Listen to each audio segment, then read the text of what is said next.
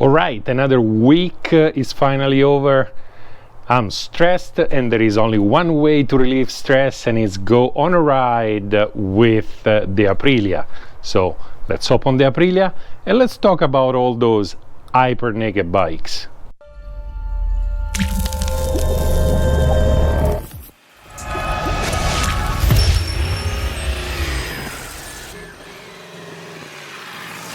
Alright, it's the end of the year, and just like every other end of the year, EICMA is behind the corner, and the Long Beach motorcycle show is soon coming as well. What that means for us is that there are a whole bunch of bikes that are coming out right now. The question I want to answer today is a simple question, and I'm going to answer it at the end of the video. And the question is, are those super naked or hyper naked, however you want to call it, like the one I'm on top right now, the Aprilia TUONO, are they getting too super? Are they getting too hyper? As most of you guys know, I was watching the Ducati World Premiere 2020, and I did a couple of videos out of it. I did a live stream out of it, and I'm gonna break the live stream in a few small pieces so that who doesn't have an hour to actually watch an hour of live stream with me can watch the clips and just focus on a specific topic they wanna hear. But during this Ducati World Premiere 2020, Ducati came out with the new Streetfighter V4. Now, big fan of the Streetfighter. Always was. My problem with the old Streetfighter, the 848, was I didn't think 848 was big enough. Now they came out with this V4, which is about 1100 cc, more or less, and that comes with 208 horses, about 90 foot-pound of torque. And on a weight of 178 kilos, which is somewhere around top of my head, 390 or some pounds. So that's a lot of power, and that's a very light bike. It's 1.3 or so horses per kilo or something like that. So it is a lot of horses for a bike that light. Obviously, with all that power, they had to add all sorts of electronics because, well, you need it. Otherwise, that thing is going to be uncontrollable, which was kind of a problem of the previous big Streetfighter, the Streetfighter S of a few years ago. It was too raw, too uncontrollable for many people, so it didn't sell well. But for the people that are really passionate about Street Fighters, that was a great buy. As a matter of fact, there are very few for sale because who has it? Who has it? He's gonna keep it. He's gonna hold tight to that bike. So now you have all sorts of electronics. You have electronic suspensions, wheelie control, the whole pretty much safety packet that comes from the big Panigale V4. Everything is disengageable, everything can be adjusted however you like, and that's good. My point is Ducati came out with the Streetfighter. Kawasaki came out with the ZH2, which is another monster with a supercharger on. And then KTM is going to come out with a new Super Duke. And then Yamaha is going to come out with a new MT-10. So there is a lot of those bikes coming out, and they're playing the number game.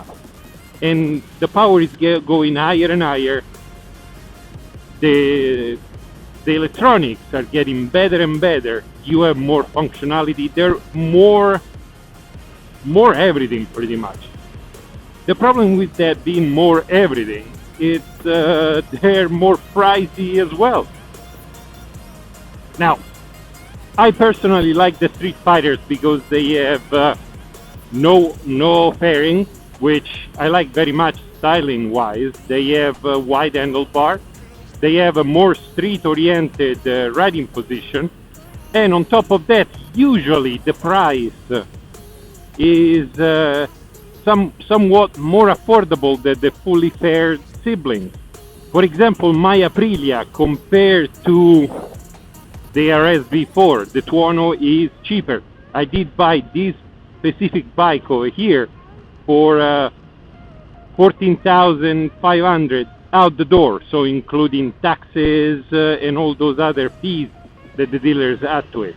It was a bargain because I bought it in 2018 and this is a 2017. But still, the RS V4 was quite more expensive than the TUONO. Same thing goes with the YAMAHA. The MT1 is quite a bit cheaper than the R1, and on and on and on. You can see all sorts of examples about it all over the place. But now that all those bikes are getting hyper and they're getting more complex and with more options and stuff, the prices start to go up quite a bit. Most of them are starting to be around $20,000. I don't know you guys, but I work for a living, and $20,000 for a naked bike, it's quite an investment. And then depends, because we'll see how they're gonna price the new Streetfighter. I would love to be able to buy one, but at the same time, I really love my TUONO, and I'm not sure I'm willing to spend $20,000 to $25,000 on a motorcycle. While I was watching the presentation from Ducati, I noticed that